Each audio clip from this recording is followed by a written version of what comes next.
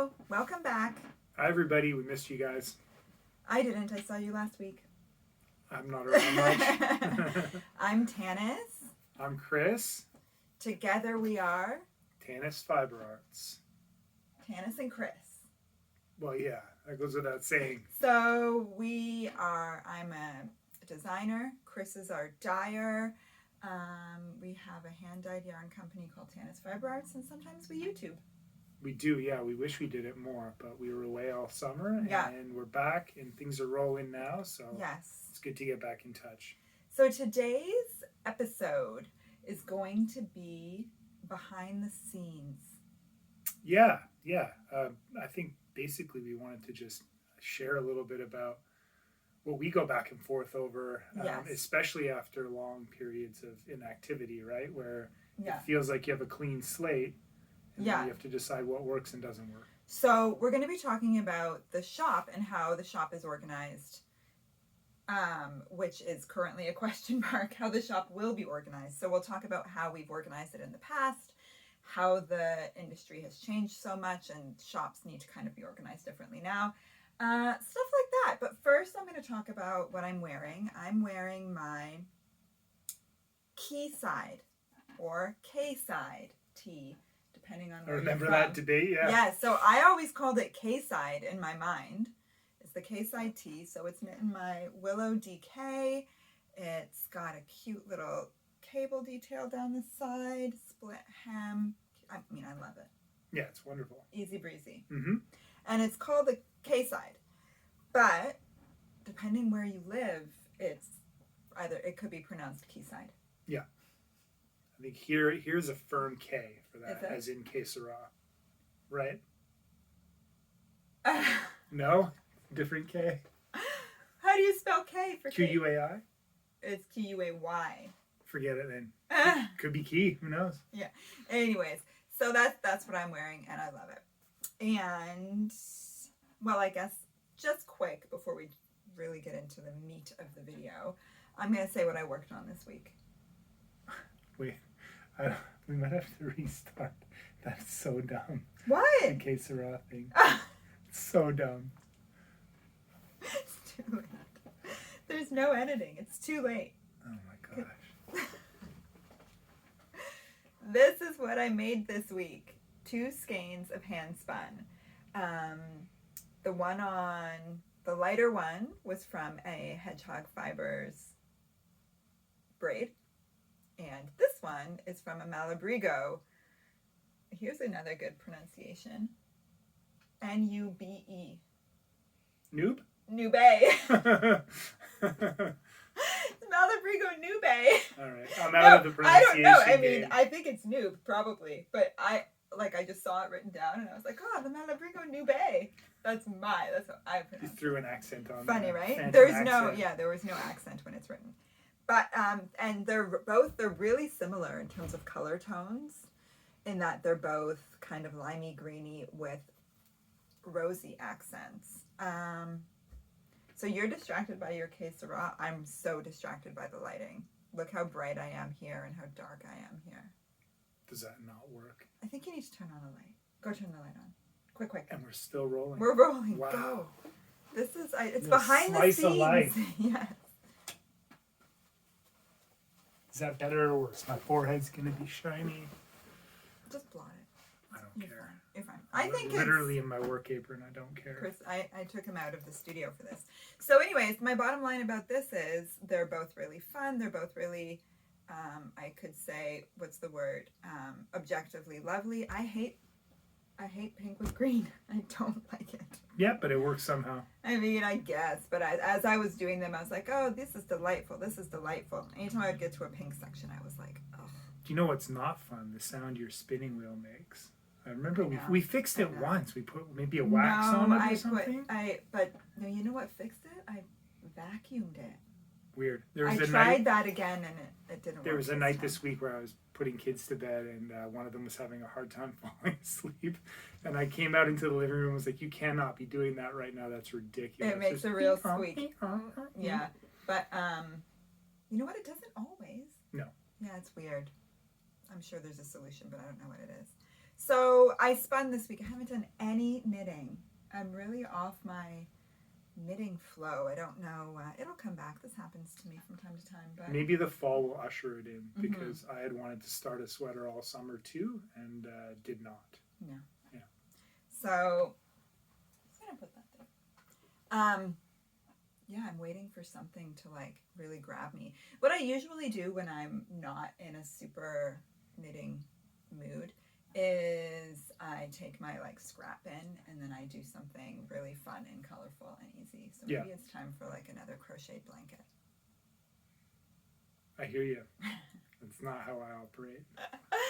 So that's it. That's all I've done. I've done some spinning. I've been wearing knits, but I haven't done a lot of knitting, but that's okay. Let's talk about the shop. Yeah, I know that the last couple days, or yesterday at least, you've been asking people what's their preferred method of buying stuff, and we've really been trying to approach it from a perspective that obviously something that works for us as two people with limited amount of production capability. Yeah. And what works for customers. Yes. So I asked in my Instagram stories yesterday for people to give me feedback on how they like to shop, like when they visit a yarn website, how they like it to be organized, how they like inventory to be handled, and for feedback. And then of course I got every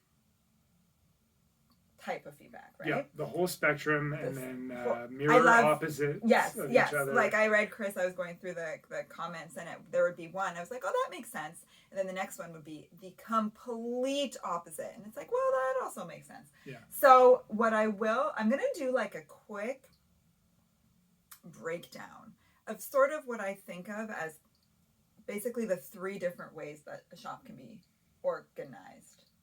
Okay.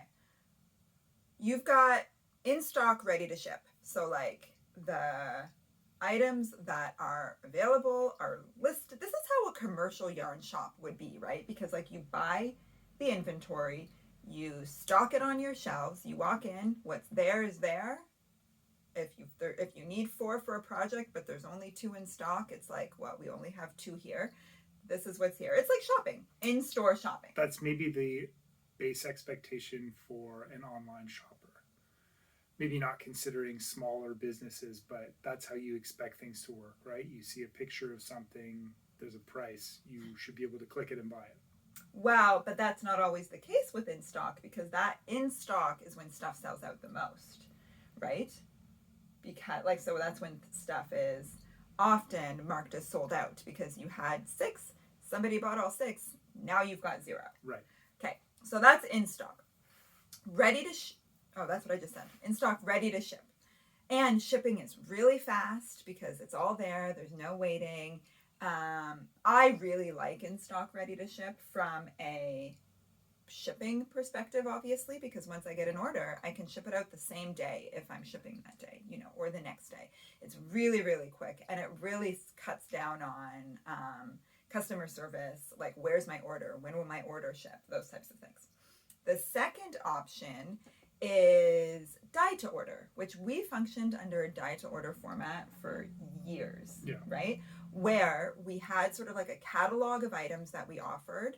We didn't necessarily have them all in stock dyed on the shelves, but we had the undyed yarn available. And so you could order whatever you wanted. We would dye it, and then we would ship it to you. And we always advertise like a 1 to 2 week turnaround time, because obviously your order comes in, we then have to dye it, it has to dry, process it, like get it shipped. So that is sort of, you get whatever you want, because from the catalog, like nothing's sold out, but there's a little bit of a longer wait. And then there's pre-orders. Yeah. And pre-orders is where like I put up a color or a number of colors, or whatever, a collection of something, and I say, you've got the next 24 hours to order this thing. All the orders come in, and then we spend the next however long it takes dyeing for that pre-order. So a lot of yarn shops organize their shops in that way. Yeah. Because you say you pre-order, the sales come in, and it's at Well, it's just you only dye exactly what's sold. That's what I'm trying to get at. And oftentimes those are a way longer turnaround time because also built into that turnaround time is you order the yarn. You don't have the yarn in stock. And already the base yarn and already again in the dye to order model that we used to function under, we had all the base yarn available. It's all just sitting there in the garage waiting to be dyed. Mm-hmm. But if you're doing a pre-order format, part of the reason is that maybe you don't have the budget to just have an unlimited amount of all your different bases in stock for whatever orders may or may not come in at a time, right? And so you only then order the base yarn based on what you've sold. And it's for a dyer, it's a way better system in a sense, right? Like it's easier to manage, I'll put it that way. Right. Because then you only dye the stuff that you've... But then what I don't like about pre-orders from the dyers, the shop's perspective, is that there's always extras. Like you have to round up the numbers, to make the full batches. Some batches don't turn out quite right, so you redo them, and then you've got this overflow. You've always got leftovers extra, mm-hmm. and then no way to sell them. Yeah. Not no way, you put them in the shop. But if your shop is a pre-order model only, then where is, it's everything takes organization. Right. So, excuse me, I wanted to talk about the ways that we've organized the shop over the past 16 years that we've been dyeing yarn. Mm-hmm. Do you remember them all? Well, initially we were in a lot of physical stores. Yeah. And the shop was just everything available at all times. Yes. Yeah. So we started off, the shop was more like a catalog for the LYSs that we were in. And so our model was really that we had, let's just say we had we had a lot. We had like 8 different bases. I was trying to think. I was thinking. We started with just a couple, but we built because there was for quite a while we had purple label cashmere sock, red label, orange label, amber label. Yeah. I think we had about 8 bases, and we had a catalog of like 65 colors that we dyed on every base that were always available, and stores could order all of those, and the online customers could order all of those, and we didn't have them all in stock at all times, like actually dyed, but they were always available in a dye to order format. And so you went to the website, you picked the colors that you wanted, and then what happened is that the limitations that we imposed on ourselves, because whatever we dyed we had to have available on every single base, made that we needed to have so much raw yarn in stock in the garage. Yeah. And which we didn't have space for. And I'm just gonna, the truth that nobody thinks about is that like our insurance didn't cover that much yarn. No, we would go away for small trips and be like, it's crazy to leave this much. Yeah, and it's not, it was just like if something ever happened, a fire or a flood or whatever, there was so much inventory at risk that we, as a home business, there's just limitations. We could probably get more, but at any rate, it was sort of it just seemed irresponsible to just have so much yarn in stock. So there was that, and then also it just left no room for experimenting. Yeah. And so that's how we started doing the Boxing Day update, because like I said, every once in a while you're dyeing a batch of yarn and it doesn't come out as expected. And so maybe you over dye it, maybe you have to do a couple trials before you get it just right. And all those not quite right batches I would just set aside, and then one year it was like, okay, I have so much yarn set aside, what am I going to do with this? It's way more than I can ever knit with by myself. So we started doing an update every year on Boxing Day for all these sort of happy accidents. Then those became so popular, everybody wanted the one of a kind, that then, this is years into doing the shop, I reformatted it so that we had our core collection, which was still always available on all of our bases, and then we had the pop-up shop, which were the colorways that were not reproducible, that were one of a kind, that were sold in inventory, and that is what got really confusing for people. Yeah. It was really hard for people to... when I'm saying it now, to me it's super clear. Right, but I think it also coincided with a time where the internet was leading people towards, they were looking for exclusives, one of a kind, things that had a little bit more of a limited appeal to them, or limited time. Yeah. Like a feeling like you had to get it or it would be gone. And that became a bigger focus for us. And things were still available, but moving less. Yes. Right? Yes. So that's really the big thing for us, is that we had this whole core collection available on all of our bases, all of our colors. We had this until 2 years maybe? Within the year. We had this. Okay. But then nobody bought the core collection. Right.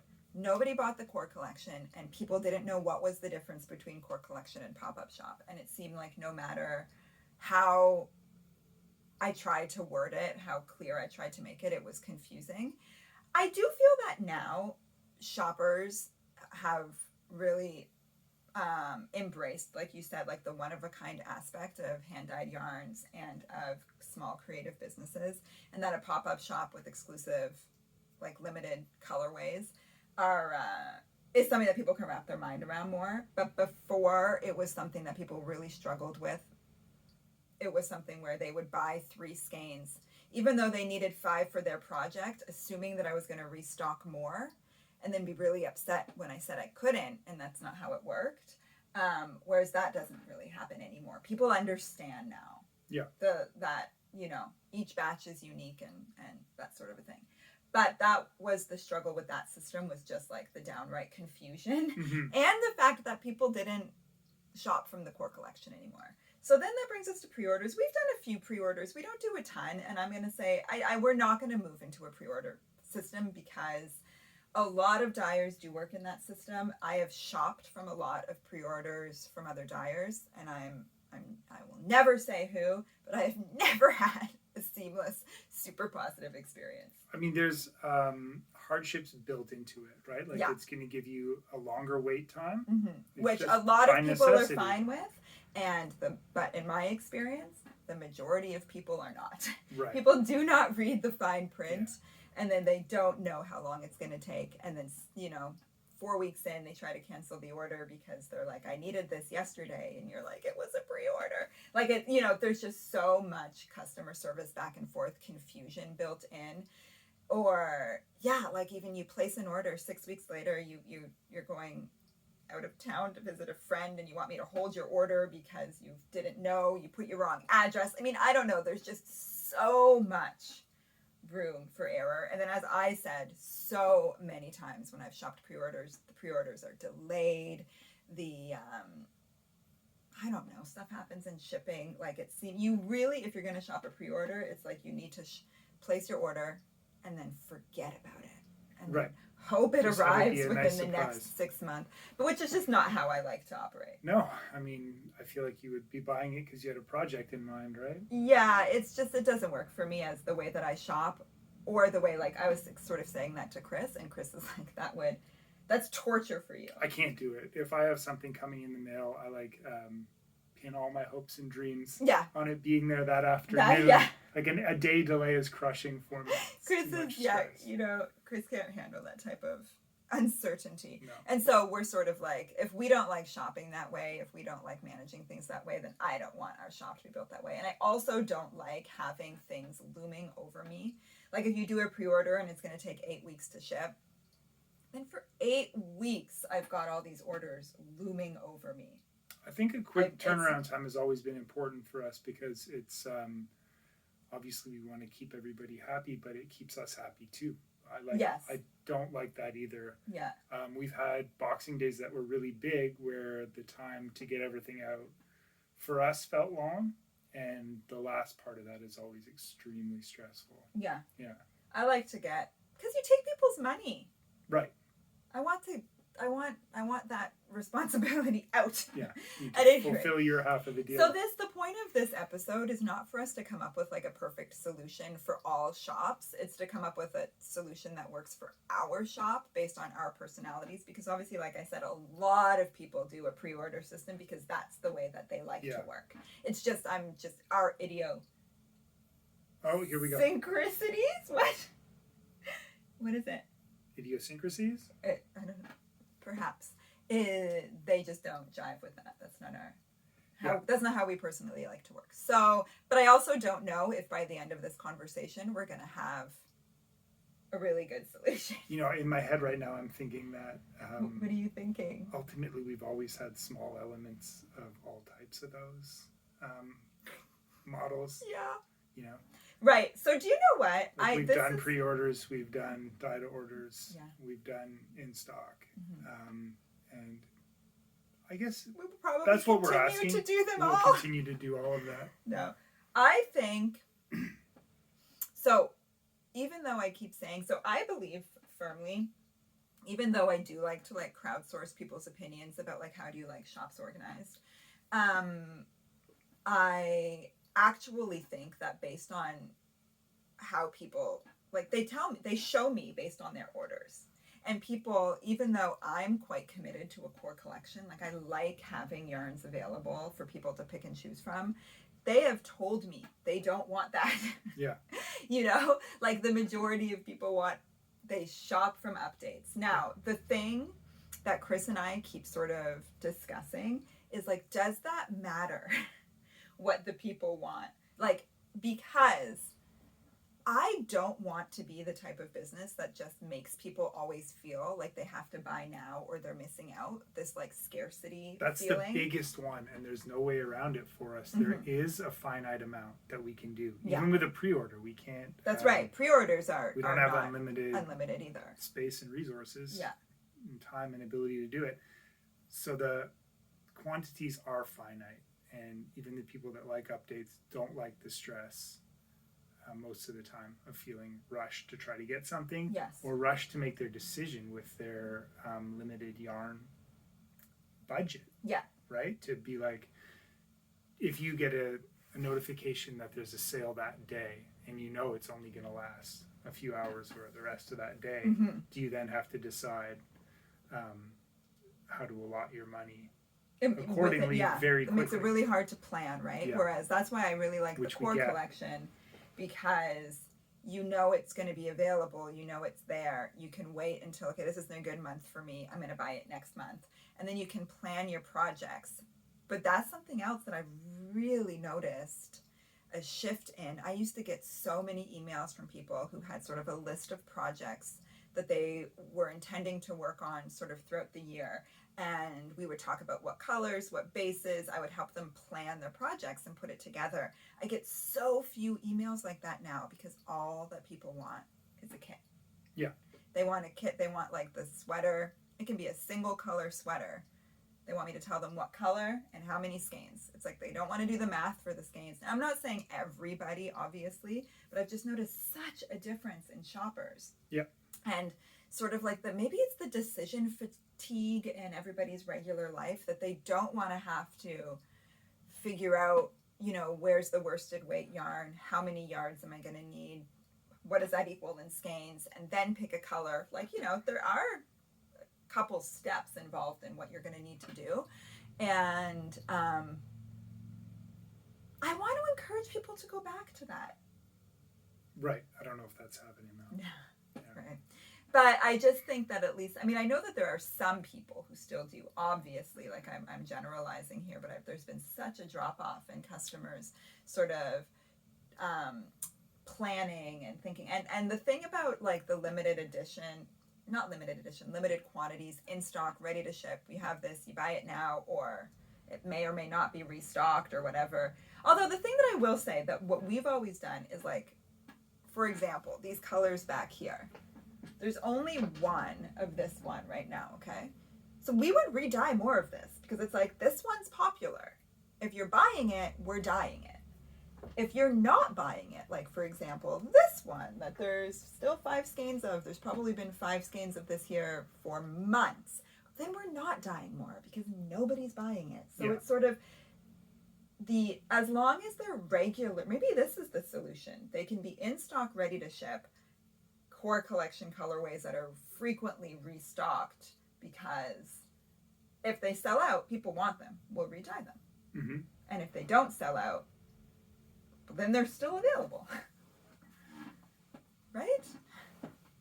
It's very confusing. I know. It's confusing in the sense that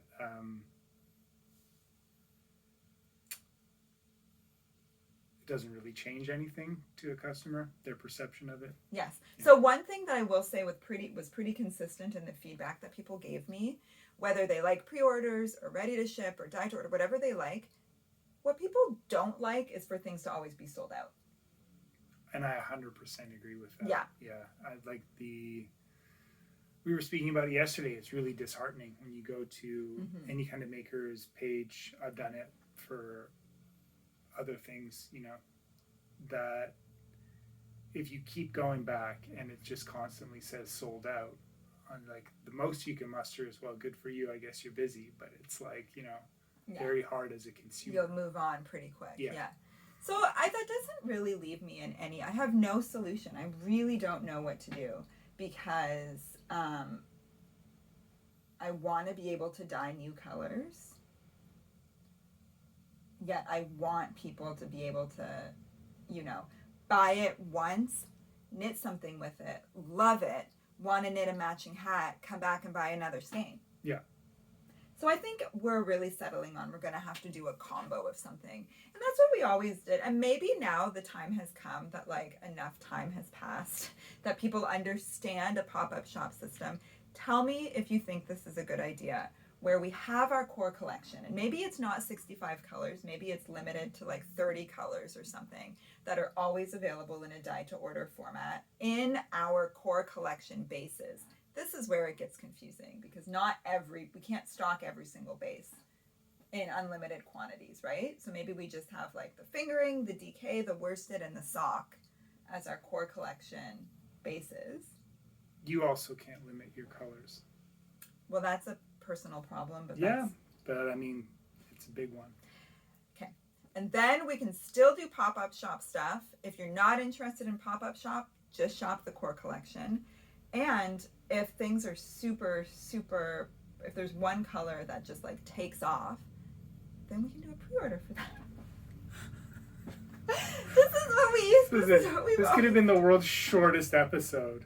We have a shop. There's many methods to buy things. And there will continue to be confusing. Yeah. All right. Well, I guess, you know what? I wanted to involve you in the process. And I think the conclusion is it's not your problem. We'll have yarn to sell, and hopefully you buy some. But if you do have a strong opinion about something one way or the other, or you've seen a shop that is like just really killing it. So the other thing that I wanted to mention as an option is, what if we had like, somebody mentioned that they don't mind if stuff is sold out if they're able to place a special order. Right. Which is something that we used to do a lot. Yeah. Well, I still do. However, the difference with that is, what's the difference between that and just dye to order? Because if we're just going to take every custom order that comes in, just make it dye to order. There's another Pandora's box we haven't even opened, is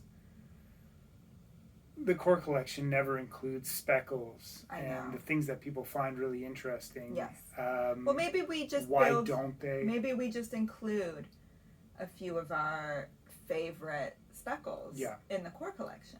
I think the initial hesitation was that they're hard to reproduce in terms of consistency, but not really any more or less than there are other some colors that you've done too that are just like you could do in your sleep. Yeah. Because we've done them so much, and I love them so much. So this is all stuff we're mulling over. Yeah. Well, you know what else I'm going to add, since we're talking about all this now, is that we're rejigging a bunch of our colorways. I mentioned it in the newsletter last week. And that's very exciting for us. Yeah. Is, a lot of our colors started, this is going back like over a decade, with multiple colors on the skein, and then it's dyed in a dye bath. And what you get is this really visually beautiful tonal, multi-layered thing going on with the yarn that, unfortunately, for Tanis's tastes and for mine, knitting-wise, we just kind of grew out of that look. Yeah. In terms of a garment you wear or a garment your kids wear. Well, we started noticing too that Chris hasn't knit that many items for himself, but when he has, he's dyed himself a different version of the color that he wanted. Like a more pared down one that would get less of the striping effect. And because even in a solid dip dye, or I mean our colors aren't all dip dyes, but in a solid hand-dyed yarn, there's still there's still movement and which is really the beauty of hand-dyed yarn you to can me, tell is it's that hand-dyed. I can go for the most uniform color possible, and you're gonna get tones and shades in it Yeah. that appear while you're knitting. Yes. And that's the beauty of it. Yes. And so we're just sort of moving in that direction. So there have been some of our colorways that over the years we've always felt like weren't. No, we used to love them. They used to be what we wanted. And then as our tastes changed and we found ourselves, I guess me more than you because I do knit more than you, but there would be some colors I was like, oh, I want this, but I want it to be more like less this. stripy. Like, for example, a colorway like navy. Like we had a colorway called Midnight, or have a colorway called Midnight, that it's our navy blue, but it's quite dynamic in that there's lighter blues, darker blues, like there's a lot going on. And oftentimes when I wanted a navy, that's not what I wanted. Do you know what it is for a lot of them? For Midnight, for Plum, for so many of the colorways, you wanted all those elements, you just wanted them less separate. Yes. There, we didn't take or add anything from it, we just wanted to present them in a different way. So all the tones are there, just more on top of each other than separate. Right, Yeah. than striped sort of thing. Yeah. Yeah.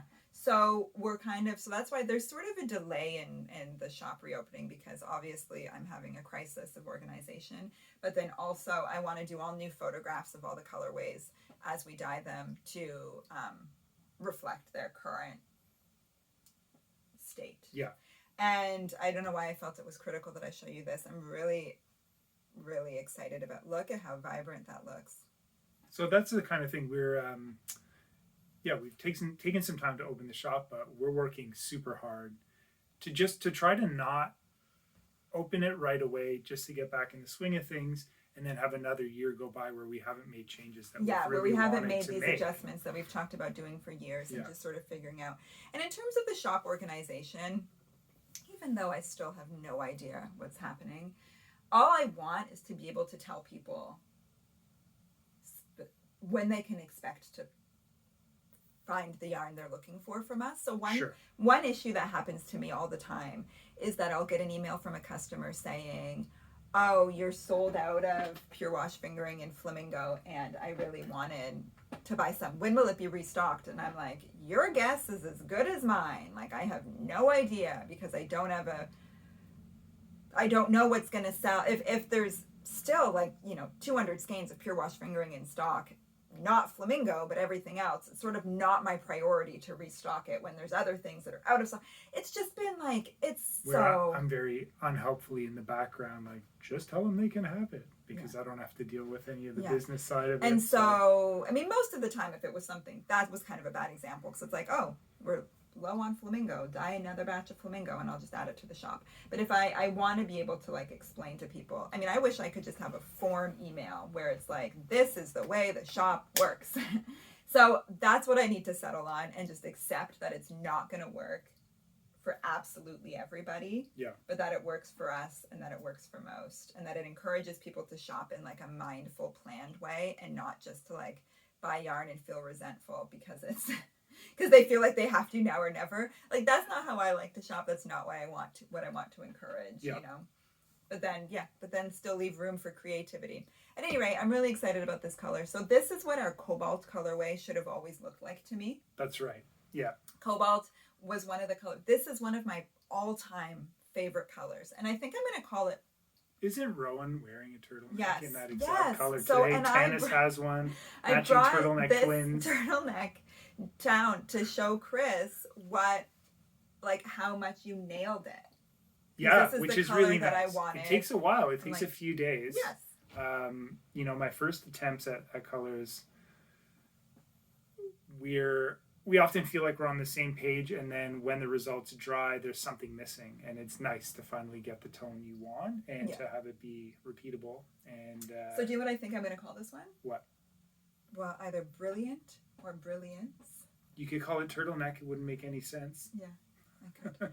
But because this is the color, every time when we were talking about it, I just kept being just really brilliant, really, right? Yeah, I get a lot of helpful hints repeated.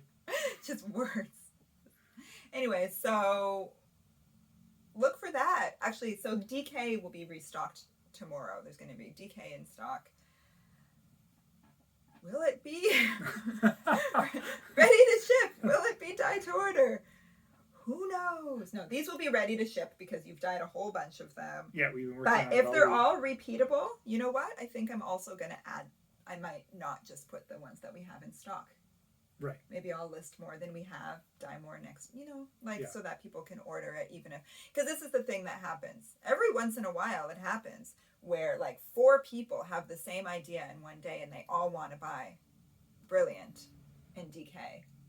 There's got to be things that happen where someone has blogged about something and we don't know about it because there's just like... Blogged. Is that how it happens? TikToked. People don't blog anymore. Posted on the apps. I wish they did still blog, but no, we all know what you meant. It's just that you're kind of... I want to thank you guys for putting up with me. I'm not online and I'm not a shopper. Yeah, that's why I need your feedback, not his feedback. So DK will hit the shop tomorrow, and all the colorways that you dyed are repeatable. Yes. And so perhaps we'll see. They will be repeated. No, they will be, because those are all really good. I'm sort of... Send Tennis your feedback, and then maybe we won't do this again. We won't put you through this. No, we'll give you a really short, concise update of what is going to happen. Yeah. Thank you for working through this with us. Yeah. We've had this conversation, 500 times? Yeah. Oh, yeah. 500 million times. Because we care. It is because we care. Yeah. It's because I want shoppers to have a good experience. I want them to be able to buy. And because I shop. Because Chris is like, he doesn't buy yarn online. He doesn't really do a ton of online shopping to begin with. And I do. I do buy yarn online. Yeah. And so every once in a while, I have an experience where I'm like, either that was negative or that was really positive. And then it makes me, I'm just hyper aware that that's how people are experiencing our business every day as well. Yeah. Either great, positive, and I love that, or negatively. Right. Because because we could have done something better in terms of our sort of communication about how things are available and whatever. And so I just think it needs to be made clear whatever we do. And that's it. Yeah. I'm going to go finish dyeing my speckles upstairs. All right. There'll be speckles in the shop tomorrow, too. Nice. Repeatable. Nice. All right, guys. Thank you for your patience. Give me all your feedback. Of course, I just wish we could do everything. The problem is this. Yeah. It's only us. So, thank you for tuning in. Thanks, guys. See you next week.